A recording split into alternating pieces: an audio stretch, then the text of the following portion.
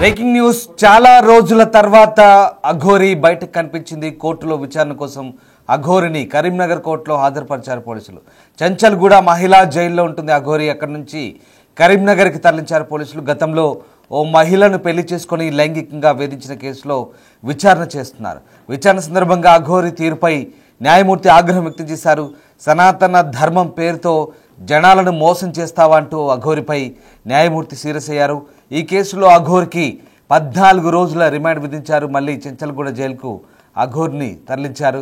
శంషాబాద్లో ఓ మహిళను పూజల పేరుతో మోసం చేసి డబ్బులు వసూలు చేసిన కేసులో అఘోరి అరెస్ట్ అయ్యారు. ఇక ఏప్రిల్ 23న అఘోరిని అరెస్ట్ చేసి జైలుకు పంపారు అధికారులు.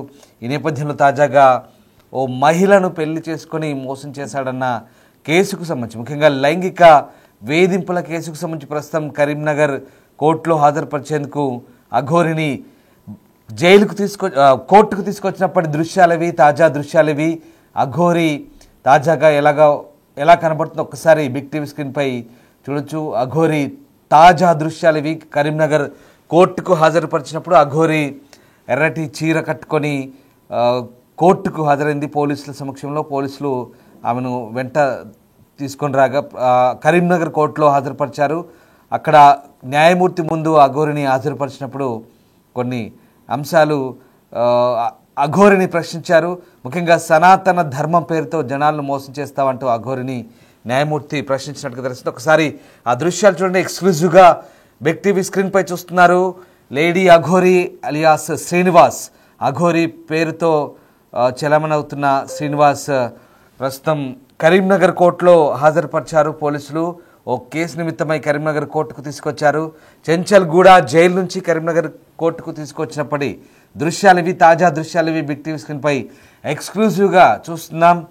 లేడీ అఘోరి అలియా శ్రీనివాస్ కరీంనగర్ కోర్టులో హాజరుపరిచినప్పటి దృశ్యాలు. ఎర్రటి చీర ధరించి కరీంనగర్ కోర్టులో జడ్జి ముందు హాజరైనప్పటి దృశ్యాలవి. చాలామంది పోలీసులు ఆమెను ఎస్కార్ట్ చేస్తున్నారు. ఆ దృశ్యాలు చూస్తున్నాం. దాదాపు ఒకసారి ఒక మహిళ పోలీసులు కూడా ఉన్నారు ఆమె వెంబడి. అలాగే మేల్ పోలీస్ కాప్స్ కూడా ఉన్నారు. చాలామంది ఎస్కార్ట్ చేస్తున్నారు. ఒక వాహనంలో ఆమెని కోర్టుకు హాజరుపరిచి తిరిగి తీసుకెళ్తున్న దృశ్యాలు చూస్తున్నాం. కరీంనగర్కు తరలించారు. చెంచల్గూడ జైల్లో ప్రస్తుతం శంషాబాద్లో మహిళా పూజల కేసుకు సంబంధించి శిక్ష ఎదుర్కొంటున్న అఘోరి ప్రస్తుతం చాలా రోజుల తర్వాత బయటకు కనిపించారు. కోర్టులో విచారణ కోసం అఘోరిని హాజరుపరిచినప్పటి దృశ్యాలవి. కరీంనగర్ కోర్టులో హాజరుపరిచిన నేపథ్యంలో అఘోరి అక్కడ పోలీస్ ఎస్కార్ట్తో వెళ్తున్న దృశ్యాలు కనబడుతున్నాయి. మనకు ఎక్స్క్లూజివ్గా చూస్తున్నాం. గతంలో ఓ మహిళను పెళ్లి చేసుకొని లైంగికంగా వేధించిన కేసులో ప్రస్తుతం కరీంనగర్ కోర్టులో విచారణ జరుగుతోంది. విచారణ సందర్భంగా అఘోరి తీరుపై న్యాయమూర్తి ఆగ్రహం వ్యక్తం చేశారు.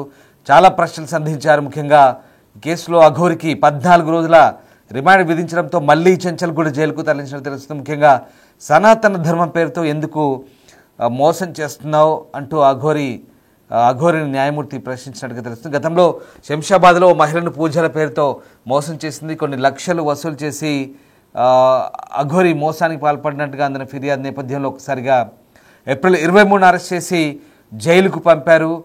తర్వాత తాజాగా మళ్ళీ అఘోరి ఏప్రిల్ 23 తర్వాత, అంటే దాదాపు 75 రోజుల తర్వాత, సరిగ్గా 77 రోజులు అవుతుంది. ఇన్ని రోజుల తర్వాత మళ్ళీ అఘోరి కనిపించింది. దానికి సంబంధించిన తాజా దృశ్యాలు ఎక్స్క్లూజివ్గా బిగ్ టీవీ స్క్రీన్పై చూస్తున్నాం. లేడీ అఘోరి అలియా శ్రీనివాస్ ప్రస్తుతం కోర్టులో హాజరుపరిచినప్పటి తాజా దృశ్యాలు ఇవి. అసలు ఏం జరుగుతుంది అఘోరి విషయంలో, ఎలాంటి అప్డేట్స్ ఉన్నాయి, మా ప్రతినిధి గౌతమి జాయిన్ అవుతున్నారు. గౌతమి, లేడీ అఘోరి ఏప్రిల్ 23 తర్వాత మళ్ళీ ఇప్పుడే తాజాగా మనం చూస్తున్నాం అఘోరికి సంబంధించిన తాజా దృశ్యాలవి. ఎర్రటి చీర కట్టుకొని అఘోరి కరీంనగర్ కోర్టుకు హాజరైనప్పటి దృశ్యాలవి. లేడీ అఘోరి అలియా శ్రీనివాస్, ఆమెకు సంబంధించిన అన్ని పరీక్షలు కూడా చేశారు. అఘోరియా లేడీయా కాదా అనే నిర్ధారణ కూడా, సరే అదంతా జరిగిన వ్యవహారం. బట్ ఇప్పుడు ఈ కేసులో, అంటే ముఖ్యంగా ఓ మహిళకు సంబంధించి మహిళను లైంగికంగా వేధించాడు, పెళ్లి చేసుకొని మోసం చేశాడనే కేసుకు సంబంధించి ప్రస్తుతం ఆమెను విచారణ చేస్తున్న పరిస్థితి కనబడుతుంది. సో అసలు ఏం జరుగుతుంది, విచారణ సందర్భంగా ఎలాంటి ప్రశ్నలు అఘోరి ఫేస్ చేసింది, దీనికి సంబంధించిన అప్డేట్స్ ఏంటి, కరీంనగర్ కోర్టులో ఎలాంటి వాదనలు జరిగాయి?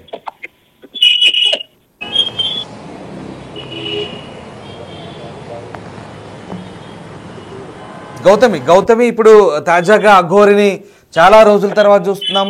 తాజా దృశ్యాలు మనకు కనబడుతున్నాయి. కరీంనగర్ కోర్టులో అఘోరి హాజరైనప్పటి దృశ్యాలు మనం ఎక్స్క్లూజివ్గా చూస్తున్నాం. ముఖ్యంగా ఈ విచారణ ముఖ్యంగా ఒక మహిళను లైంగిక వేధింపులకు సంబంధించి ఈ కేసులో ఇప్పుడు కోర్టుకు హాజరైంది. సో ఎలాంటి వాదనలు జరిగాయి, ముఖ్యంగా న్యాయమూర్తి ఎలాంటి ప్రశ్నలు అడిగారు, అఘోరి ఎలాంటి సమాధానాలు చెప్పింది? రైట్ రామ్దాస్, అయితే ఇప్పటి వరకు మనం చూసుకుంటే అఘోరికి సంబంధించి ఎప్పుడెప్పుడు బెయిల్ వస్తుంది, అసలు ఎందుకు ఇన్ని రోజులు జైల్లో పెట్టాల్సి వచ్చింది, అతని వైపు వాదించిన న్యాయవాది ఇప్పటి వరకు ఎందుకు ఎవరు కూడా పెట్టుకోలేదు అని చెప్పి చాలా మంది ఈగర్గా వెయిట్ చేస్తున్న పరిస్థితి కనిపిస్తుంది. ఈ నేపథ్యంలో ఈ రోజు కరీంనగర్ కి అఘోరిని అయితే తీసుకెళ్లడం కూడా జరిగింది. ఎందుకంటే గతంలో మనం చూసాము మే 5వ తారీఖున కరీంనగర్ లోని రాధ ఎవరైతే ఫస్ట్ వైఫ్ ఉన్నారో తను ఇటు అఘోరి అలియాస్ శ్రీనివాస్ పైన కేసు నమోదు చేయడం కూడా మనం చూసాము. ఎందుకంటే అతని ఆవిడ యొక్క పర్సనల్ పార్ట్స్ లో టచ్ చేశాడని, అలాగే డబ్బుల పరంగా కూడా తన కార్ యొక్క సర్వీస్ కావచ్చు, లేకపోతే కారుకి సంబంధించి కొంత డబ్బులు నేను పెట్టాను, పలుమారు చోట్ల ఆగిపోయినప్పుడు దాని రిపేర్లకి డబ్బులు అడిగిన వెంటనే నేను ట్రాన్సాక్షన్స్ చేశాను అని చెప్పి ఆ ట్రాన్సాక్షన్స్ కూడా బిగ్ టీవీతోని తను షేర్ చేసిన పరిస్థితి కూడా కనిపించింది. సో అలాగే దాదాపు 2.5 నుంచి 3 లక్షల వరకు రాత దగ్గర నుంచి డబ్బులు తీసుకుంటున్నట్టు, అలాగే గుడికి తీసుకువెళ్లి పెళ్లి చేసుకొని, అలాగే ఇదే కాకుండా పర్సనల్ పార్ట్స్ లో టచ్ చేశారని చెప్పి కూడా కేసు నమోదు చేయడం కూడా జరిగింది. ఈ నేపథ్యంలోనే అందరూ కూడా తనని పోలీస్ స్టేషన్లకి తీసుకువెళ్లారు, కేసులు పెట్టారు, జైల్లో పెట్టారు అని చెప్పి అనుకుంటున్న టైంలోనే మరి ఈ కేసుకు సంబంధించి ఎందుకు ఇప్పటి వరకు కూడా ఒక క్లియరెన్స్ రాలేదు, దీనిపైన ఎందుకు ఇప్పటి వరకు రాధ ఏదైతే పోరాడుతూ ఉందో తనకి జరిగిన అన్యాయం ఇంకే మహిళకి జరగకూడదు అని చెప్పి న్యాయం కోసం పోరాడుతూ ఉండిందో, దీని గురించి ఇప్పటి వరకు కూడా ఎందుకు కరీంనగర్ కరీంనగర్ జడ్జెస్ ఎందుకు ఇప్పటి వరకు ఈ కేసు టేకప్ చేయలేదు అనుకున్న టైంలోని ఈ రోజు పొద్దున్న అక్కడికి తరలించడం కూడా జరిగింది. ఈ నేపథ్యంలోని అఘోరికి సంబంధించి ఇక్కడ అనూహ్యంగా లాయర్ ను పెట్టుకున్న పరిస్థితి కూడా కనిపిస్తుంది. అడ్వకేట్ లక్ష్మణ్ రావు తన తరపున వాదించడం కూడా జరిగింది. సో ఏదైనా సరే సాయంత్రం కల్లా నేను ఎలాగో ఒకలాగా బెయిల్ అయితే తీసుకొస్తాను అని చెప్పి ఆయన చాలా బలంగా చెప్తున్న పరిస్థితి కనిపించింది. అయితే ఈ నేపథ్యంలోని ఇప్పుడు కూడా బెయిల్ క్యాన్సిల్ అయినట్టే తెలుస్తుంది. అయితే నిజంగా శ్రీనివాస్ కి మరొక ఎదురు దెబ్బ తగిలిందని చెప్పుకోవచ్చు. ఎందుకంటే పొద్దున్న నుంచి కూడా ఎలా అయినా సరే బెయిల్ వస్తుంది, ఇప్పటి వరకు తన వైపు వాదించే న్యాయవాది లేకపోవడం వల్ల బెయిల్ రాలేదు అని చాలా మంది అనుకున్నారు. మరి ఇప్పటికి న్యాయవాదిని పెట్టుకున్నా కూడా బెయిల్ ఇవ్వని పరిస్థితి కనిపించి, ఎందుకంటే జడ్జి ముందు గతంలోని ఈయన సనాతన ధర్మం అని చెప్పొచ్చు కావచ్చు, లేకపోతే ఆ అమ్మాయిలకి సంబంధించి పూజలు చేయడం కావచ్చు, యోని పూజలని ఇలాంటి పూజలు చేసి డబ్బులు సేకరించిన విధానం కావచ్చు, అలాగే ఇక్కడ అమ్మాయిలకి ముఖ్యంగా పెళ్లి చేసుకుని అటు వర్షిణి కావచ్చు, వర్షిణి కన్నా ముందు రాధ, ఇంకా చాలా మంది అమ్మాయిలు ఉన్నారు, వాళ్ళు ఇంకా బయటికి రాలేదు, వాళ్ళని నేను తీసుకొచ్చే ప్రయత్నం చేస్తాను అని చెప్పి రాధ పలుమారు సార్లు మీడియా సమావేశంగా కూడా చెప్పినట్టు తెలుస్తోంది. ఈ నేపథ్యంలోనే రాధని మోసం చేసినందుకు, అలాగే ప్రైవేట్ పార్ట్స్ ని టచ్ చేసినందుకు, ముఖ్యంగా మహిళలకి సనాతన ధర్మం అన్న పేరు చెప్పి మోసం చేయడం, అలాగే సనాతన ధర్మం యొక్క పరువు తీయడం కూడా కరెక్ట్ కాదు అని చెప్పి జడ్జి ముందు ఇలాంటి ప్రశ్నలు ఎదురైనట్టు కూడా తెలుస్తుంది. ఈ నేపథ్యంలో మరొక 14 రోజులు పొడిగించినట్టు కూడా తెలుస్తోంది. ఈ బెయిల్ ఏదైతే అప్లై చేసుకున్నారో అడ్వకేట్ అయితే చాలా కాన్ఫిడెంట్ గా చెప్పడం జరిగింది, సాయంత్రం లోపు నేను బెయిల్ మాత్రం తీసుకొస్తాను, అఘోరికి ఖచ్చితంగా బయటకు అయితే వస్తాడు అని చెప్పి ఏదైతే చెప్పారో మరోసారి ఎదురు దెబ్బ తగిలిందనే చెప్పొచ్చు. ఎందుకంటే ఇక్కడ కూడా బెయిల్ మంజూరు చేయలేదు, మళ్ళీ కూడా బెయిల్ పెట్టారు. ముఖ్యంగా 64/1 87/318/4 అలాగే 351/2 కింద కొన్ని కేసులు అయితే నమోదైన పరిస్థితి కనబడుతుంది. ముఖ్యంగా అమ్మాయిని ప్రైవేట్ పార్ట్స్ టచ్ చేశాడు, అలాగే ఒక కొండపై ఉన్న మారుమూల ప్రాంతంలో తనపై అత్యాచారానికి కూడా పాల్పడిన ప్రయత్నం చేశాడంటూ కూడా అఘోరిపై తీవ్రమైన ఆరోపణ చేసింది బాధితురాలు. సో అంటే ఈ కేసుకు ముఖ్యంగా ఈ సెక్షన్ల మీద అఘోరి తరపు వాదనలు ఎలా వినిపించారు, ముఖ్యంగా అంటే ఇప్పుడు నాన్ బెయిలబుల్ కేసుగా పరిగణిస్తున్నారా దీన్ని, అంటే ఎందుకు బెయిల్ దక్కలేదు, ఇక్కడ ఎందుకు మళ్ళీ రిమాండ్కు పంపిన పరిస్థితి ప్రస్తుతం, అంటే అఘోరి తరపు ఎలాంటి వాదనలు అక్కడ వినిపించడం జరిగింది కోర్టులో? రైట్ రామ్దాస్, ఏదైతే మీరు సెక్షన్లు ఏవైతే మెన్షన్ చేస్తారో ఈ సెక్షన్ల కింద కేసెస్ అన్న కూడా నమోదవడం జరిగింది. మరి ముఖ్యంగా ఏంటంటే తిను బయటకి నేను లేడీని అని చెప్పుకున్నప్పటికీ ఈ కోణంలోనే అతనికి మొత్తం కూడా టెస్టులు చేయడం కూడా జరిగింది. నిజానికి అతను లేడీయా లేకపోతే జంట, ఎందుకంటే ఇక్కడ వీళ్ళు పెట్టిన సెక్షన్స్ ఏవైతే ఉన్నాయో రాధ పలుమారు సార్లు తనని లైంగికంగా బలవంత పెట్టాడు, లేకపోతే లైంగికంగా వాడుకోవడానికి ప్రయత్నించాడు అని చెప్పిన తర్వాత ఇతను నేను ఆడదాన్ని, ఎందుకంటే తను పలు ఇంటర్వ్యూల్లోని ఏదైతే సమాధానాలు చెప్పుకొచ్చి వచ్చిందో దానివల్ల దట్టు ఈమె బ్రెస్ట్ ప్లాంటేషన్ చేయించుకోవడం కావచ్చు, తిను మహిళనే అని చెప్తున్న పరిస్థితి కనిపించింది. కాబట్టి సో డెఫినెట్ గా తనకి ఈ టెస్ట్లన్నీ కూడా చేసి అసలు నిజంగానే తిను లైంగికంగా పాల్పడడానికి అది ఎంతవరకు రైట్ అవుతుంది, అది ఎంతవరకు రుజువు అవుతుంది, నిజంగా అలా పాల్పడొచ్చా? ఎందుకంటే ఈ వ్యక్తి అసలు ఏ విధంగా చూసినా సరే మనకు మగవాళ్ళ కనిపించట్లేదు కదా, మరి రాధ పెట్టిన కేసెస్ గురించి సంగతి ఏంటి అని చెప్పి ఇలాంటి ఎదురుదెబ్బ కోర్టులో తగులుతుంది అన్న దాన్ని బట్టే గతంలోనే ఆయనకి టెస్టులు కూడా చేయడం జరిగింది. ఎందుకంటే ఇతనికి మగవాళ్ళ ఫీలింగ్స్ ఉన్నాయి. గతంలోని ఈయన చేసిన కొన్ని తప్పిదాల వల్ల ఇతని ప్రైవేట్ పార్ట్స్ ఏవైతే ఉన్నాయో అది కాల్చడం వల్ల ఆయన ఈ విధంగా తయారయ్యాడు. కానీ అతనిలో మగతనం కావచ్చు, లేకపోతే మగ లక్షణాలు కావచ్చు అలానే ఉన్నాయి. అందుకనే ఆడపిల్లల్ని ఆకట్టుకునే విధంగా, ఆడపిల్లలతోనే అసభ్యకరంగా ప్రవర్తించే విధంగా శ్రీనివాస్ ప్రవర్తించాడు. అందులో రైటే ఉంది అని చెప్పి కూడా గతంలో చాలా మంది చెప్తున్న పరిస్థితి కనిపించింది. ఈ నేపథ్యంలో ఈ సెక్షన్స్ లైన్ లో ఉండండి. మనతో శివరుద్ర జాయిన్ అయ్యారు. శివరుద్ర ప్రస్తుతం మనతో జాయిన్ అయ్యారు. రైట్, శివరుద్ర గారు నమస్తే అండి. చాలా రోజుల తర్వాత అఘోరి బయటికి కనిపించింది. కోర్టులో విచారణ కోసం అఘోరి తీసుకొచ్చినప్పటి తాజా దృశ్యాలవి. ఇక అఘోరిని లైంగిక వేధింపుల కేసుకు సంబంధించి ప్రస్తుతం కరీంనగర్ కోర్టులో హాజరుపరిచారు. ఈ నేపథ్యంలో ఒకసారిగా న్యాయమూర్తి ఎదుట వాదనలు కొనసాగిన నేపథ్యంలో న్యాయమూర్తి కూడా అఘోరికి కేసులో బెయిల్ ఇవ్వలేదు. పైగా మరొక 14 రోజుల పాటు తాజాగా రిమాండ్ విధించారు. దీంతో మరొకసారి చెంచల్గూడ జైలుకు అఘోరిని తరలించిన పరిస్థితి కనబడుతోంది. ప్రస్తుతం ఈ కేసులో అఘోరి కూడా లాయర్ పెట్టుకుని తెలిసిన తన తరపు లాయర్ కూడా వాదించిన సమాచారం. రైట్, శివరుద్ర జైనోత్తం మనతో. నమస్తే శివరుద్ర గారు. శివరుద్ర గారు, నా మాట వినబడుతుందా?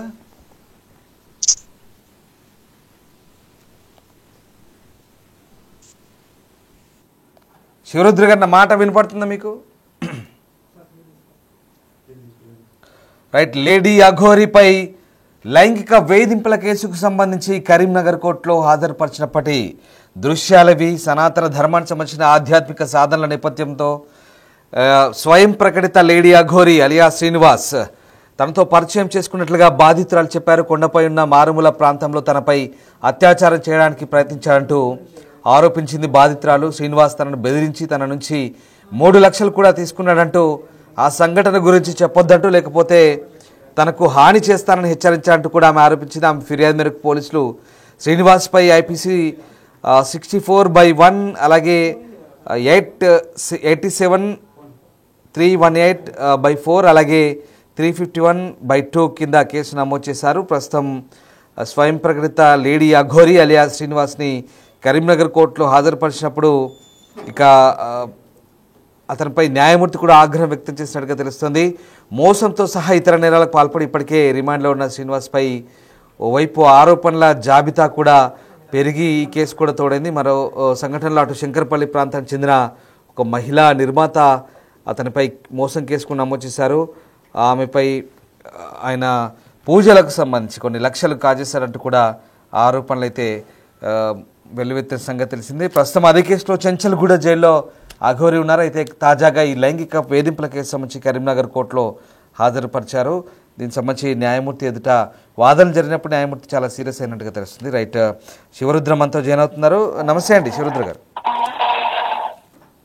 నమస్కారం శివరుద్ర గారు, ఇప్పుడు ఈ తాజా కేసుకు సంబంధించి ముఖ్యంగా ఈ లైంగిక వేధింపుల కేసుకు సంబంధించి అఘోరిని కరీంనగర్ కోర్టుకు హాజరుపరిచినప్పటి తాజా దృశ్యాలు ప్రస్తుతం మనం చూపిస్తాం బిగ్ టీవీ స్క్రీన్పై. ఏంటి ఈ కేసు నేపథ్యం అయితే చాలా తెలిసిందే. ఒక అమ్మాయిని లైంగిక వేధింపుల కేసు, ముఖ్యంగా పెళ్లి చేసుకుంటానని చెప్పి లైంగికంగా వేధించాడు. అలాగే అమ్మాయి దగ్గర కూడా కొన్ని డబ్బులు తీసుకున్నాడంటే ఆమె ఆరోపించింది. రకరకాల సెక్షన్లు, దాదాపు 4 సెక్షన్ల కింద కేసులు పెట్టిన పరిస్థితి. మళ్ళీ అఘోరి ఈ కేసులో తాజాగా మరి న్యాయమూర్తి ఎదుట న్యాయమూర్తి కూడా సనాతన ధర్మం పేరుతో జనాల్ని మోసం చేస్తున్నామంటూ ఆమెని తలంటినట్టుగా కూడా తెలుస్తుంది. ఏం జరిగింది? మీరు ఏమైనా కరీంనగర్ కోర్టు వెళ్ళారా? అక్కడ జరిగిన పరిణామాలకు సంబంధించి మీకు ఏమైనా ఐడియా ఉందా? అంటే ఈరోజు విషయం ఏంటంటే మిత్రమా, అక్కడ కరీంనగర్ కోర్టుకి శ్రీనివాస్ ని తీసుకొని రావడము, అక్కడ సదరు జడ్జి గారి ముందు హాజరుపరచడం జరిగింది. అక్కడ హాజరుపరచడానికి గల కారణాల రాధిక ఇప్పుడు కూడా కోర్టులోనే ఉంది. ఆ అమ్మ మొదటి భార్య అనే ఆరోపణలు, ఆయన అత్యాచారం కింద, తర్వాత డబ్బుల గురించి ఆ గతంలో చేసిన ఆరోపణల రీత్యా రుజువు చేయడానికి ఆ కాగితాన్ని అక్కడ సిపి గారితో ఉన్న కోర్టుకు సంబంధించిన విశేష వివరణలో ఆవిడ కూడా చురుకుగా సుమారు నెల 15 రోజుల నుంచి పాల్గొంటూ అన్ని విషయాలు అన్ని వివరణలు సేకరిస్తూ వస్తూ ఉంది ఆవిడ ఈ రోజు చెప్పిన విషయం ఏంటంటే ఊటాహుటిన శ్రీనివాస్ ని చంచల్గూడ నుంచి ఇక్కడికి తీసుకొని రావడం జరిగింది. జడ్జి గారు ఇప్పటి వరకు ఎలాంటి నిర్ణయంలో కానీ ఒక వ్యక్తిని ప్రత్యక్షంగా చూడడం లాంటిది చేయలేదు కాబట్టి చూడాల్సిన అవసరం ఉన్నది. తదుపరి న్యాయ విచారణలో ఇప్పటికీ 2 సార్లు కరీంనగర్ లో బెయిల్ వేయడం జరిగింది ఎల్లూరు శ్రీనివాసుది. 2కు సంబంధించిన దాంట్లో ఒక బెయిల్ మొదట వేయగానే వారం లోపటే కొట్టేయబడ్డది. తర్వాత మళ్ళీ 8వ తారీఖు రోజు ఒక బెయిల్ పిటిషన్ మాట్లాడితే అది కూడా ఈ రోజు వాళ్ళు కొట్టేసేసి అక్కడ ఉన్న సదరు జడ్జి గారు మళ్ళీ 14 రోజుల రిమైండ్ కి డిస్కషన్ ఇచ్చారనేది రాధిక ఆ మొదటి భార్యకు సంబంధించిన విషయాలు ఆవిడ చెప్పడం జరిగింది స్వామి. తర్వాత సనాతన ధర్మ కార్యక్రమాల నిమిత్తం అఘోర అఖాడ నుంచి ఏదైతే మనం అధికారికంగా ఒక ఉత్తరాన్ని ఒక లేఖని మనందరం పొందపరిచాము అంటే 3 నెలల క్రితము ఎల్లూరు శ్రీనివాసు తర్వాత వర్షినికి సంబంధించిన విశేష వివరణలు ఆడవాళ్ళని ఈ విధముగా యోని పూజలు అంటూ గానీ ఇంకేదైనా అధర్మ కార్యక్రమాలు తాళి కట్టుకుంటూ పోతూ ఉంటే దాని పేరు అఘోరాలని బ్రహ్మ విష్ణు పరమేశ్వరులని కొన్ని విశేషాలు అంటూ ఉన్నాడన్న కాగితాలన్నీ సదరు న్యాయమూర్తి అంటే జడ్జి గారు న్యాయవాదుల సమక్షంలో ఇక్కడ రాధిక అనే అమ్మాయి నుంచి పబ్లిక్ ప్రాసిక్యూటర్ గారు మాట్లాడటం జరిగిందంట. వాదోపవాదాల మధ్యలో ఆయన గారికి సంబంధించి ఒక లాయర్ కూడా వచ్చారు అన్న మాట కరీంనగర్ లో ఈ రోజు ఆవిడ మనకి విశేషంగా చెప్పారు. ఇక్కడ ఇవాల్టి కేసులో స్వయం ప్రకటిత అఘోరి అలియా శ్రీనివాస్ ఈయన కూడా వకీల్ను పెట్టుకున్నట్టుగా తెలుస్తోంది. సో ఆయన తరపు నుంచి పెట్టుకున్నారంట. వకీల్ కూడా వచ్చారు ఈ రోజు. ఒక చిన్న జూనియర్ అడ్వకేట్ గారు ఉన్నారంట అక్కడ. ఉన్న తర్వాత అడ్వకేట్ గారిని మందలించారు జడ్జి గారు. కొన్ని విశేష వివరణలు సేకరించాల్సిన అవసరం ఉన్నది. మీరు ఏ విధంగా న్యాయ నిర్ణయాన్ని చేసుకుంటూ వస్తున్నారు. ఆడపిల్లలకి తాళి కట్టిన విషయం ఒకటి, సనాతన ధర్మం పేరు చెప్తూ అఘోరా కాదు ఈయన ఎలాంటి సాధువుడు కాదు రుజువు పెట్టిన కాగితాలు ఒకటి, తర్వాత కొమరవెల్లిలో ఒక అతని మీద కత్తితో దాడి చేసింది ఒకటి, బాబాసాహెబ్ అంబేద్కర్ గారిని దూషించిన కాగితాల సేకరణ ఒకటి, తర్వాత అర్ధనారీశ్వర్లు అంటే కిన్నర్ ఎవరైతే ఉన్నారో వీళ్ళందరూ ట్రాన్స్జెండర్స్ షాంపీర్పేట లో పెట్టిన కేసే కానీ, ఆ తర్వాత మళ్ళీ వేములవాడ లోకల్లో పెట్టిన కేసే కానీ, కొత్తపల్లిలో పెట్టిన కేసే కానీ, ఇన్ని కేసుల్లో అన్ని విచారణ జరుగుతూ ఉంది. వాళ్ళు కేసుల్లో వ్యక్తిని అంత అవలీలగా బెయిల్ ఇచ్చేసి సమాజంలోకి వదిలిపెడితే జరగబోయే కార్యక్రమాలలో ఇప్పుడు అందరి అదృష్టం బాగుండి వర్షిని సేఫ్ గా బయట అన్న ఉద్దేశం ఒకటి వ్యక్తపరిస్తే, రెండో విషయం ఈయన గారు మళ్ళీ బయటకు వచ్చేసి అలాంటి విషయాలే చేయడా అన్న కోణంలో కూడా న్యాయవాదులు ఆలోచన చేయడం కూడా సమాజ శ్రేయస్సే అని మా ఆలోచన స్వామి. రైట్. ఇప్పుడు శివరుద్ర గారు మనం తాజా దృశ్యాలు చూస్తున్నాం. హర్షిని అఘోరి పూర్తిగా గెటప్ మార్చినట్టుగా కనబడుతోంది. రెడ్ శారీతో అఘోరి కనబడుతున్న దృశ్యాలు మనకు కనబడుతున్నాయి. మీరు చూసారా ఆ గెటప్? చూసారా తాజా గెటప్? అది ఎవరిది అఘోరి తాజా గెటప్ చూసారా? ఎర్ర చీరతో కోర్టుకు హాజరైన శ్రీనివాస్. ఓకే, ఎర్ర చీర కట్టుకున్నాడు ఆయన. ఇప్పుడు మ్యారేజ్ అయిన తర్వాత కట్టుకున్న చీరే కదా మీరు అంటున్నారు. ఆ రోజు కట్టుకుని వచ్చినప్పుడు సెంట్రల్ కూడా పోలీస్ అధికారులు తీసుకుని వచ్చినప్పుడు చీరే కాబట్టి అఘోరా అయితే ఆ సాత్విక లక్షణాలు వేరు కాబట్టి ఈయన గారు ఏదైనా కట్టుకోవచ్చును. దుస్తులు కట్టుకోమనే కదా శివరుద్ర సాధు పోరాటం కూడా చేశాడు గతంలో. ఇప్పుడు ఎర్రది కట్టుకున్నాడు నల్లది కట్టుకున్నాడు అంటే ఆయన దుస్తులు శరీరానికి కప్పుకోవడం చేత ఆడబిడ్డలకి సమాజ శ్రేయస్సు కోసం అని చెప్పేసి మేము మొదటి నుంచి వాదనలకు వచ్చాము కదా స్వామి. ఆ విషయంలో ఆయన గారు ముందుకు రావడం, దుస్తులు వేసుకోవడం కూడా ఒక గౌరవం అని శ్రీనివాసు చెప్తుంది కూడా ఏంటంటే, గౌరవాన్ని కాపాడుకొని సనాతన ధర్మాన్ని కాపాడుకొని నీ వంతుగా నీవు ధర్మం వైపు నిలబడాలని మేము ఈ ప్రయత్నంలో ముందుకు వచ్చాము. లేదు కుదరదు, నేను ఏది పడితే చేస్తా, ఏది 4 వదిలేసేసి మాట్లాడేసేస్తా, దాని పేరు సనాతన ధర్మం అని అనేస్తే ఒప్పుకోమని చెప్పే కదా గతంలో నేను కానీ ఆజాద్ గారు కానీ మీడియా ఛానళ్లలో మీరు సోదరులందరూ కలిసి మీ మీడియా మిత్రులందరూ కలిసే కదా న్యాయ నిర్ణయానికి మహిళా కమిషనర్ గారి దగ్గర దాకా మనం వెళ్ళాము. ఏరియల్లా శారదా మేడం దాకా అమ్మగారి దాకా ఎందుకు వెళ్ళామంటే న్యాయ విచారణ మనకు చాలా అవసరం ఉన్నదనే అక్కడి దాకా పోవాల్సిన పరిస్థితి ఏర్పడింది కదా మిత్రమా. వీటన్నిటిలోనూ మనం గెలుచుకుంటూ వచ్చాము. ఎక్కడ కూడా మనము అన్వాంటెడ్ సస్పెక్టెడ్ గా లేము. every documented is proven and every document is authenticated. Genuinely we are fighting freedom. ఒక సనాతన ధర్మ కార్యక్రమాలలో ఒక ఆడబిడ్డకి తాళి కట్టేసేసి మళ్ళీ ఇంకొక ఆడబిడ్డని తీసుకెళ్లిపోయి ఆ తల్లిదండ్రులను ఇబ్బంది పెట్టేసేసి ఏడికేటాడి చూసుకుంటామని ఇలాంటి కొన్ని అవాంఛనీయంగా సమాజానికి ఉపయోగపడే విధంగా లేవు. తోటి ఆడబిడ్డల తల్లిదండ్రులు కూడా చూసి బాధపడతారు, రేపటి రోజు ఆడపిల్లల్ని బయటికి పంపితే ఏం జరుగుతుంది అన్న ఉద్దేశంగానే సాధువులందరం బయటికి రావడం జరిగింది కదా మిత్రమా. ఇప్పుడు ఈ కేసులో కూడా దాదాపు 3 సెక్షన్లు, దాదాపుగా 3 సెక్షన్లు ఉన్నట్టున్నాయి. ఎస్, 3 సెక్షన్లు పైన ఉన్నాయి. సో ఈ సెక్షన్లకు సంబంధించి ముఖ్యంగా అంటే మీరేమన్నా అడ్వకేట్తో మాట్లాడారా? మీరు రాధికాతో ఏమైనా టచ్లో ఉన్నారా? ఆ బాధితురాలతో టచ్లో ఉన్నారా? రాధిక అమ్మగారికి ఏంటంటే అక్కడ పబ్లిక్ ప్రాసిక్యూటర్ గారు సపోర్టివ్ గా ఉన్నారు, ఎందుకంటే గారి లాయరు ఈవిడ కూడా స్వయంగా అడ్వకేట్ అక్కడ ప్రాక్టీస్ లో ఉండడం చేత లాయర్ అక్కడ నుంచి ఉన్నారు. మరియు ఆజాద్ గారు మొదటి నుంచి స్వయంగా అడ్వకేట్ ఎవరు? రాధిక స్వయంగా అడ్వకేట్ అని చెప్తున్నారా? పబ్లిక్ పీపీ గారు ఉన్నారు ఇక్కడ కరీంనగర్ నుంచి. ఓకే. ఎందుకంటే ఇప్పుడు ఆవిడ కేసు చేసిన విషయ వివరణ తర్వాత కొత్తపల్లి నుంచి అటెంప్ట్ రేప్ అనే విషయమో కమిషనర్ గారి త్రూ నేరెళ్ల శారద మేడం గారి నుంచి ఉమెన్ కమిషనర్ నుంచి అది ప్రోటోకాల్ ప్రకారంగా ఎంక్వైరీ పోయిన తర్వాత కరీంనగర్ కి వచ్చింది. కాబట్టి అక్కడ నుంచి కరీంనగర్ లోకల్ కూడా అంటే మీకు తెలిసిన ఆర్థికంగా పరిస్థితులు లేని వాళ్ళకి ప్రభుత్వమే అండగా ఉంటుందన్న నిదర్శనంగా ఇప్పుడు అక్కడ ఉన్న పిపి గారు ఈ అమ్మకి సహకరణతో న్యాయబద్ధకరంగా ముందుకెళ్తున్నారు స్వామి. అంటే ఇప్పుడు ఎలాగో ఈ అఘోరి అలియాస్ శ్రీనివాస్ ఎలాగో పూర్తిగా లింగ మార్పిడి చేసుకున్నాడు. ఇప్పుడు ఆయన లింగ నిర్ధారణ అదే లింగ మార్పిడి విషయమే ఈ రోజు కేసు ప్రొలాంగ్ జరిగింది. లింగ మార్పిడి చేసుకున్న ప్రూఫ్స్ ఒకటి, తర్వాత ఆయన గారు ఇండోర్ లో పెట్టిన ప్రూఫ్ ఒకటి, అఘోర్ అకాడమీ నుంచి లెటర్ తెప్పించిన తర్వాత ఈయన అది కాదు ఇది కాదని చెప్పి చేసిన లెటర్లే ఈ రోజు ఆ కేసుకు సంబంధించి విశేష వివరణలు ముందుకు పోవడానికి ఉపయోగపడ్డాయి. కొన్ని డాక్యుమెంటేషన్ ఇవ్వడం జరిగింది. ట్రాన్స్ప్లాంటేషన్ అనేది ఆయన కాదు ట్రాన్స్జెండర్ కాదు అని ఆ ట్రాన్స్ కమ్యూనిటీ వాళ్ళే కేసు పెట్టారు కదా స్వామి. దానికంటే ఒక యూనిట్ ఇప్పుడు మీరున్న పురుషులు నేనున్న పురుషులని మనకు ఒక ఆధారు ఒక అథెంటికేషన్ ఉంటే మనకు ఒక లీగలైజేషన్ ఉంటుంది కదా. ఈయన గారికి అలా లేదని రుజువు అయిపోయింది కదా స్వామి.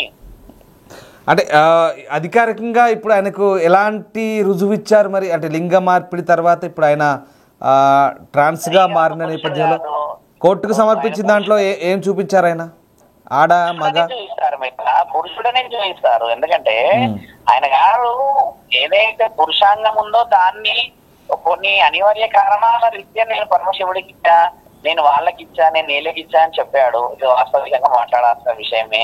కానీ జన్యు మార్పిడి పుట్టుకతో వస్తే కదా మీరు అన్న విషయాల్లో ఆయన ఏదన్నా జెండర్ చేంజెస్ అయిందా అని చెప్పొచ్చు.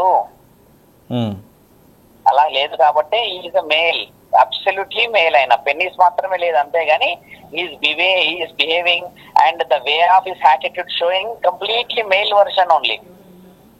So right, fine. ఇప్పుడు అంటే ఈ ఆధారాలన్నీ ఆయన సబ్మిట్ చేసుకున్నాడు. సరే, వాట్ ఎవర్ టెక్నికల్ ఎవిడెన్స్ కోర్టుకు కావాల్సింది టెక్నికల్ ఎవిడెన్సెస్ కావాలి. సో ఇప్పుడు ఆయన ట్రాన్సా వాట్ ఎవర్ ఏదనేది ఆయన కోర్టులో సబ్మిట్ చేశాడు అఫీషియల్గా. బట్ ఇప్పుడు కోర్టు కూడా 14 రోజుల రిమాండ్ అయితే విధించింది. ముఖ్యంగా అంటే చీటింగ్ చేస్తున్నావు అనే కోణంలో అయితే ఇది మంచి పద్ధతి కాదు, సనాతన ధర్మాన్ని అడ్డం పెట్టుకోనంటూ కోర్టు కూడా మొట్టికాయలు వేసిన పరిస్థితి. బట్ ఇప్పుడు ఆ సోకాళ్ళు బాధితురాలు రాధిక తన వర్షన్ ఏంటి, తన వైపు నుంచి ఇంకా ఎలాంటి గట్టి వాదన వినిపించే అవకాశం ఉంది? ముఖ్యంగా ఈ కేసు చాలా సీరియస్ గానే రాధిక కూడా ఈ రోజు రేపు ప్రెస్ మీట్ లో వస్తున్నారు. ఆవిడ కూడా ప్రెస్ అరేంజ్మెంట్ల విషయంలో ఉన్నారు. ఆవిడ వర్షన్ ఏమంటుందంటే ఇప్పుడు మాతో మాట్లాడినప్పుడు గురువు గారు ఆడపిల్లల విషయంలో చాలా ముందుకు వచ్చి ఈ విధంగా సమాజాన్ని భ్రష్టు పట్టించిన వాడిని ఎట్టి పరిస్థితుల్లో వదలలేము, మేము వదలకూడదు, మాకు న్యాయమే జరగాలి, నేను అవసరమైతే అక్కడే కోర్టు ముందే నిరాహార దీక్షకు దిగుతా నేను ఆయన గారి విషయంలో అని అక్కడ కోర్టులో ఉన్న ఎవరెవరైతే న్యాయవాదులు ఉన్నారో వారితో గొడవపడుతుంది ఆవిడ. నాకు న్యాయం జరగలేదు, నన్ను బజారుకు లాగాడు, నన్ను బజారు అని సంబోధించాడు, నన్ను చాలా చాలా అవమానపరిచాడు, నన్ను వాడుకున్నాడు, నా దగ్గర డబ్బులు తీసుకున్నాడు, నా యొక్క పర్సనల్ అంటే వ్యక్తిగతమైన జీవితం మీద దెబ్బ కొట్టాడు. ఈ విధంగా ఆవిడ ఆరోపణ చాలా చాలా చాలా చాలా ప్రూఫ్ గా ఒక పేపర్ ఆధారంగానే పోతూ ఉంది కదా. రైట్. అంటే శివరుద్ర గారు ఇక్కడ కోర్టులో అఘోరి అలియాస్ శ్రీనివాస్ అలాగే ఆ ఎదురుగా ఉన్న బాధితురాలు ఇద్దరిని ఎదురెదురుగా పెట్టి న్యాయమూర్తి ప్రశ్నలు అడిగారా? ఇద్దరి దగ్గర కూడా ఇద్దరితో ముఖాముఖిగా మాట్లాడి రావాలి. అక్కడ దాకా రాలేదు, ఇప్పుడే మొదటిసారి వచ్చింది కాబట్టి 23వ తారీఖు రోజు మళ్ళీ కేసు ఉంది. ఆ తర్వాత మళ్ళీ ఏమైనా జరుగుతుంది 23వ రోజు. మరి ఈ సదరు ఇద్దరు వ్యక్తి రానంటే రాధిక ఎవరైతే ఉన్నారో ఆవిడ గారిని కట్ట రాధిక మొదట ప్రొడ్యూస్ చేశారు లాస్ట్ వీక్, మొన్న 8వ తారీఖు రోజే. 8వ తారీఖు ప్రొడ్యూస్ చేసి 10వ తారీఖు ప్రోగ్రామ్ చేశారు. దాన్ని మళ్ళీ 10వ తారీఖు రోజు శ్రీనివాస్ కి ప్రొవైడ్ చేశారు, అక్కడ ప్రొడ్యూస్ చేశారు. మొదట విచారణ రాధికది జరిగింది మొన్న 2 days క్రితమే. ఆ రోజు మాకు విషయాలు చెప్పారు. ఈ రోజు ఆయన గారిని ఇచ్చారు. రేపటి రోజు ఇద్దరిని కల్పించి విచారణ జరిగిన దాంట్లో న్యాయోపవాదాల మధ్యలో ఏ కాగితం నిజమైనది, ఏ కాగితం అబద్ధమైనది అనే కదా ఇప్పుడు మన ప్రయత్నం జరుగుతుంది ఇక్కడ. ఆల్ రైట్, ఇప్పుడు ఈ అఘోరి అలియాస్ శ్రీనివాస్ నోరు విప్పి ఏం మాట్లాడారు న్యాయమూర్తి ముందు, జడ్జి ముందు? ఆయన మాట్లాడే అవకాశం ఉండదు. ఎందుకంటే ఆయన వచ్చింది కేవలం ఆయన ఫిజికల్ గా ఉండడం లేదా నా పేరెంట్స్ కోసమే కాబట్టి ఇంకా హియరింగ్ గానీ మీరు అన్నట్టు కౌంటరింగ్ మాట్లాడడం, నీవేంది నేనేంది, నా న్యాయం నీ న్యాయం అన్న వర్షన్ ఇంకా రాలేదు. ఎట్టుకమ్మ ఇంకా రావాల్సిన అవకాశాలు ఉన్నాయి అనేది ఇందాక రాధిక అమ్మ చెప్పిన విషయాలు. ఆవిడ చెప్పింది ఇంకా ఆ రోజు వస్తుందేమో గురువు గారు మాట్లాడాల్సిన అవసరం ఉంది, నేను కూడా గట్టిగానే ప్రయత్నం చేస్తున్నాను అన్న ఉద్దేశాన్ని వ్యక్తపరిచింది స్వామి. రైట్, ఇక్కడ లైంగిక వేధింపులు, ప్రైవేట్ పార్ట్స్ ని తడమడము, తనతో మిస్బిహేవ్ చేసేయడము, అలాగే డబ్బులు కూడా ఒక 3 లక్షల వరకు తీసుకున్నాడు అంటూ కూడా ఒక ఆరోపణ చేసింది కదా. ఇప్పుడు డబ్బులది ఏమని మిత్ర, ఈ రోజు వస్తే నేను సంపాదించుకోవచ్చు, రేపు పోతే ఎల్లుండి పోతాయి, ఎల్లుండి వస్తాయి. కానీ అమ్మాయిని వ్యక్తిగతంగా పరోక్షంగా ప్రత్యక్షంగా మాయమాటలు చెప్పేసి అని చెప్పేసి ఒక పశువులాగా బిహేవ్ చేశాడు అన్నట్లయితే ఆ అమ్మాయి చెప్పింది కూడా. ఆ విధమైన వివరణలో ఇప్పుడు చూడండి, ఈ అమ్మాయి ఎంత బాధపడితే ఒక ఆడబిడ్డ బయటకు వచ్చి ఆ విషయం చెప్తుంది అనేది కూడా కోర్టు వారు గమనించారు. వాస్తవానికి వీళ్ళిద్దరు రాధిక అలాగే ఈ శ్రీనివాస్ ఇద్దరు కూడా ఈ పెళ్లి చేసుకున్న వైవాహిక సంబంధం కూడా ఉందా? వీళ్ళిద్దరు కూడా మ్యారిటల్ రిలేషన్, మ్యారిటల్ లైఫ్ లో కూడా లీడ్ చేసి ఉన్నారు కదా వీళ్ళంతా ఇద్దరు కూడా. అంటే మీరు అన్నట్టుగా పురుషాంగం లేనివాడు ఏం marital status, marital life enjoy చేయగలుగుతాడు? అలా చేసి ఉంటేనన్నా కనీసం okay put together and both have ఒక డిస్కషన్ చేసి somewhere they enjoyed a lot physically అని అనడానికి అవకాశం ఉంటుంది. But the thing is that major discussion is ఆయన గారు తమ వాంఛతో ఆ అమ్మాయిని రేప్ చేశాడంటుంది, ఆవిడ అత్యాచారం చేసింది అంటుంది. It has also then how is it possible?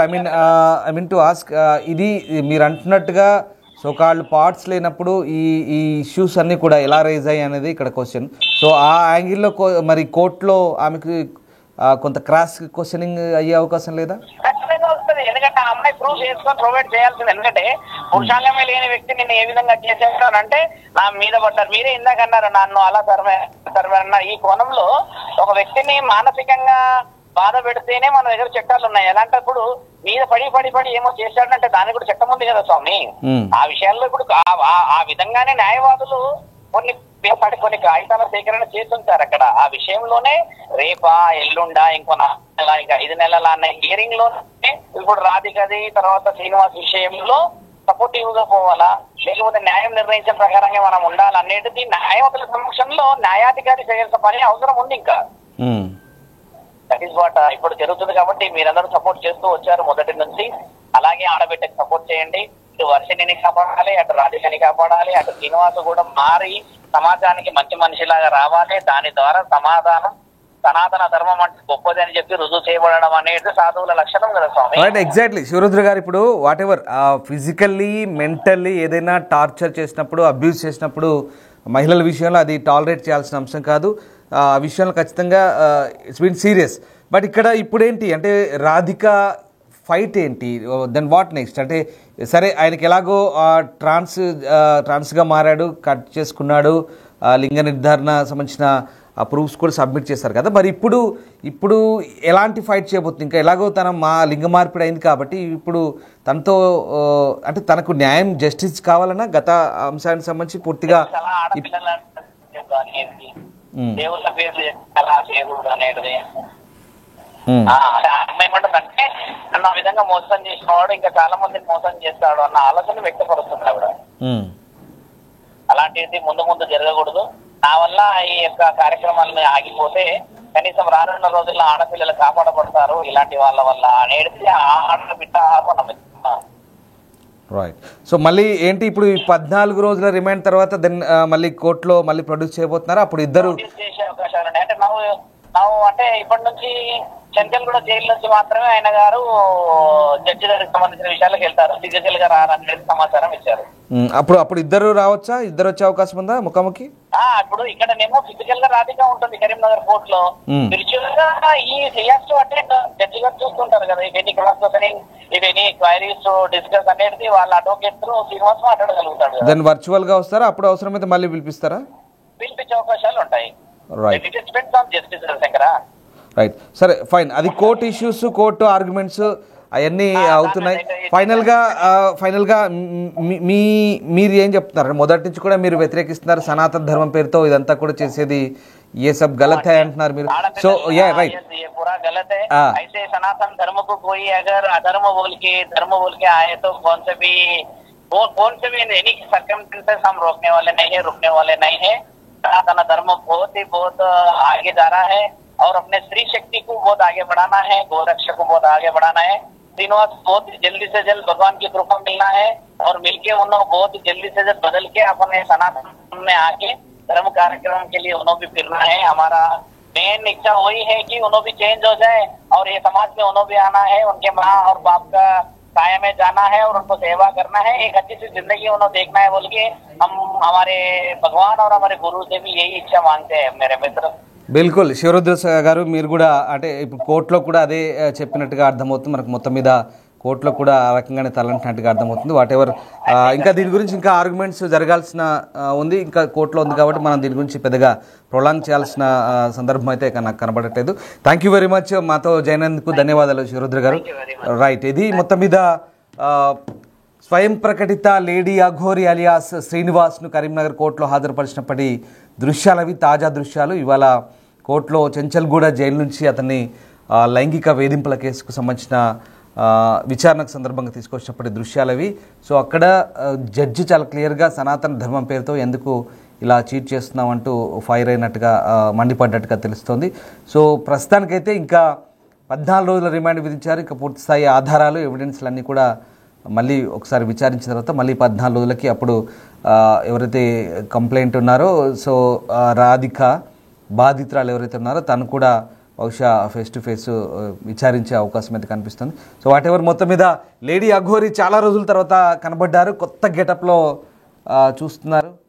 చీరలో కరీంనగర్ జైలుకి వచ్చినప్పుడు దృశ్యాలు పాపం తల దించుకొని స్వయం ప్రకటిత లేడీ అఘోరి అలియా శ్రీనివాస్, ఓకే పాపం ఎందుకు అనాలి కానీ నిందితుడిగా కోర్టులో హాజరుపరిచినప్పటి దృశ్యాలవి చాలామంది ఎస్కార్ట్ చేస్తున్నారు. చూడండి ఒకసారి ఎంతమంది పోలీసు ఉన్నారు. సో ఆ రకంగా కరీంనగర్ కోర్టుకు తీసుకొచ్చినప్పుడు దృశ్యాలవి చూడాలి. అంటే ఆల్రెడీ ఒక పూజ కేసుకు సంబంధించి ప్రస్తుతం చెంచల్గూడ జైల్లో డబ్బులు తీసుకొని పూజలు చేస్తానని మోసం చేసినట్టుగా ఆ కేసులో ప్రస్తుతం ఏప్రిల్ 21న వెళ్ళారు చెంచల్గూడకి జైలుకి. మళ్ళీ దాదాపుగా 75 రోజులు పైన అయింది. ఇప్పుడు తాజాగా మళ్ళీ ఈ కేసులో 14 రోజుల రిమాండ్ విధించారు. సో అఘోరికి ఇంకా కష్టాలు కొనసాగుతున్నాయి. చూడాలి ఇంకా కోర్టులో ఎలాంటి వాదనలు జరుగుతాయి, తదుపరి ఏం జరగబోతుంది అన్నది వెయిట్ అండ్ సీ.